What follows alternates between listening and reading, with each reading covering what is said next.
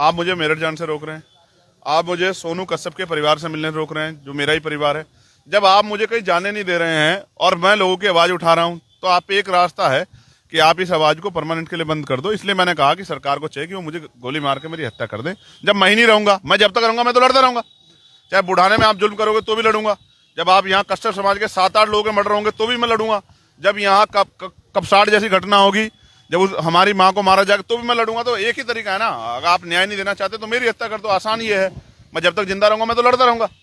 तो आप मेरी हत्या कर दो, आपकी बहुत सारी मुसीबतें कम हो जाएंगी। या फिर आप मुख्यमंत्री जी से मैं कह रहा हूं वो इस अन्याय को खत्म करें। अगर वो अन्याय को खत्म नहीं कर सकते तो उनको कोई अधिकार नहीं ये कहने का कि हमारे प्रदेश में कानून का राज है। सच अगर सुनना चाहते तो सच ये है कि खुलेआम गुंडा राज चल रहा है, और उस गुंडा राज में अगर कोई गरीब दलित पिछड़ों की आवाज बन के उनकी मदद करने के लिए आगे बढ़ रहा है तो उसके साथ भी गुंडों जैसा सलूक सरकार के इशारे पे पुलिस और प्रशासन कर रहा है। क्या एक चुनावा जनप्रतिनिधि किसी पीड़ित परिवार से नहीं मिल सकता है? इसका कोई जवाब प्रशासन और पुलिस के पास नहीं है। मुझसे मैंने फोन पे बात की, उन माँ को देखा, उस बहन को सुना, लेकिन सच ये है कि ये भी लोकतंत्र का चीरहरण है, लोकतंत्र को शर्मसार करने वाला विषय है। जब मैं यहीं खड़ा हूँ 1 किलोमीटर पे, तो मुझे क्यों नहीं मिलने दिया जा रहा है? अगर मैं उनसे नहीं मिल सकता तो क्या उनको न्याय मिल सकता? अब समझ के देखो, कुछ तो ऐसा है जिसको छिपाया जा रहा है। सिर्फ सीबीआई जांच नहीं, 2 चीजें हैं जिसपे आप सुन लो। कम से कम 50 लाख रुपए का मुआवजा उस पीड़ित परिवार को मिलना चाहिए, कम से कम, जिससे वो परिवार अपने पैरों पे खड़ा हो। उसके परिवार को एक सरकारी नौकरी मिलनी चाहिए, क्योंकि वो मरने का हकदार नहीं था। उसने तो मेहनत से पैसे कमाए, जिन लोगों ने उसको लूटा। और अभी जब मैंने परिवार को वीडियो कॉल में देखा तो 4 लोग उसके साथ दिखाई दे रहे हैं। तो जब तक इस घटना की, इसको दूध का दूध पानी का पानी करने के लिए सीबीआई जांच नहीं होगी, तब तक पता नहीं लगेगा। और मैं आपके माध्यम से कहना चाह रहा हूं, चाहे मेरठ की घटना हो या मुजफ्फरनगर की, ये दोनों घटनाएं, इन दोनों घटनाओं में जिस तरह का व्यवहार पुलिस का, प्रशासन का आम जनता के प्रति रहा है, उससे मैं ये मानता हूं कि ऐसी स्थिति में न्याय नहीं होगा। हम जल्द अपने साथियों से बात करके कमजोर वर्गों की पंचायत जो है वो चाहे मुजफ्फरनगर में करें या मेरठ में करें, जब तक हमारी मांगे पूरी नहीं होगी हम उस पंचायत को चलाएंगे। ये पंचायत इसलिए होगी क्योंकि अगर वो हमें हमारे परिवार से मिलने देंगे तो हम अपने परिवारों को खुद अपने साथ बिठाकर उनके न्याय की लड़ाई को लड़ेंगे। वो अपनी बात कह रहे थे, लेकिन उसके साथ उनकी आंखों से लगातार आंसू भी बह रहे थे, क्योंकि वो इस बात को भी कह रहे थे जब हमारे प्रतिनिधि को हमसे मिलने नहीं दिया जा रहा है तो हमें न्याय कैसे मिलेगा। ये बात उनकी सही है।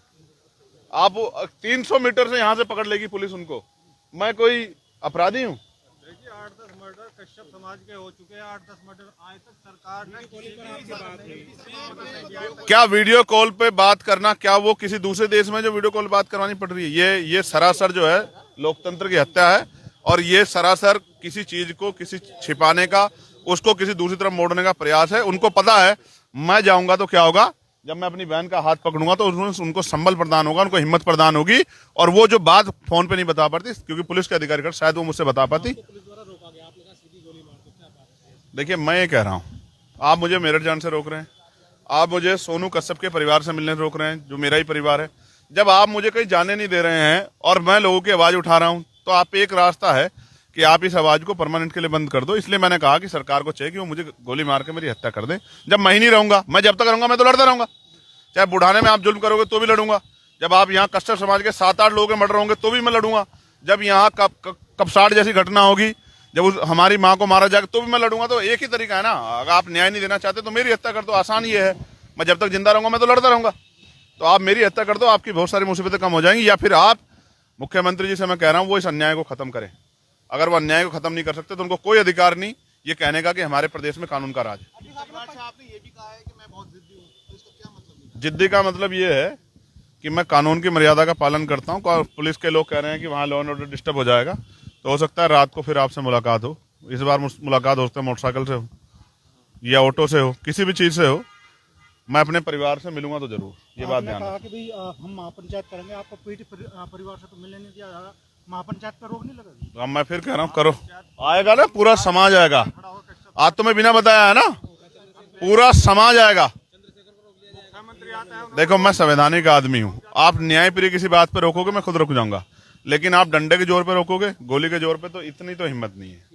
गोली तो मैं खा सकता हूँ, मेरी अगर देखना, अगर गोली चली इस पंचायत में सोनू कश्यप की आवाज़ उठाने के लिए, कपसाड़ की जो हमारी बहन है उसकी आवाज़ उठाने के लिए, तो गोली सीने पे लगेगी, कमर पे लगेगी, याद रखना मेरी बात। कपसाड़ वाले मामले में जब पीड़ित अपने परिवार से मिली, उसने जो बयान जो उसके आए हैं वो उसने जिस तरह से कहा कि मेरे साथ तो गलत हुआ है, उसको लेकर क्या? ये उन सब लोगों के मुंह पे एक जोरदार तमाचा है जिसने पिछले 3-4 दिनों से उस बेटी का चरित्र हनन किया है, उस परिवार को गलत साबित करने का काम किया। जो तमाशा कर रहे थे, बड़े बड़े मंचों पे बड़े भाषण दे रहे थे, मैं एक बात बता रहा हूँ, ये गरीब समाज बड़ा भावुक समाज होता है।